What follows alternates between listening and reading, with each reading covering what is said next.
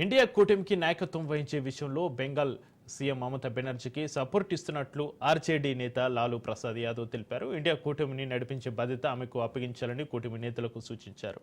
కూటమికి నాయకత్వం వహించేందుకు రెడీగా ఉన్నట్లు తృణమూల్ కాంగ్రెస్ నేత మమతా బెనర్జీ ఇటీవల పేర్కొన్నారు. కూటమి వ్యవహరిస్తున్న తీరుపై ఆందోళన వ్యక్తం చేస్తున్న ఆమె అవకాశం వస్తే ఛార్జ్ తీసుకోనున్నట్లు చెప్పారు.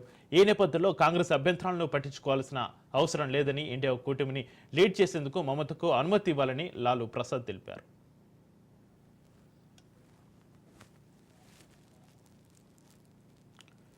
కర్ణాటక మాజీ సీఎం, కేంద్ర మాజీ మంత్రి ఎస్ఎం కృష్ణ కన్నుమూశారు.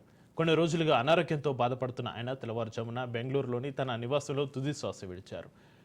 కృష్ణ 1989 నుంచి 1993 వరకు అసెంబ్లీ స్పీకర్గా పనిచేశారు. 1993 నుంచి 1994లో కర్ణాటక మొదటి డిప్యూటీ సీఎం, 1999 నుంచి 2004 వరకు కర్ణాటక సీఎంగా ఆయన బాధ్యతలు నిర్వర్తించారు.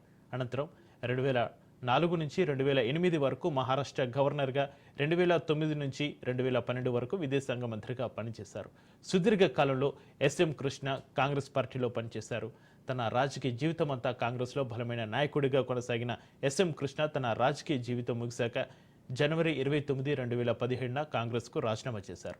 2017 మార్చిలో అధికారికంగా బీజేపీలో చేరారు. వృద్ధాప్య సంబంధిత అనారోగ్యం, ఇతర కారణాల వల్ల జనవరి 7, 2023న రాజకీయాల నుంచి రిటైర్ అవుతున్నట్లు ప్రకటించారు.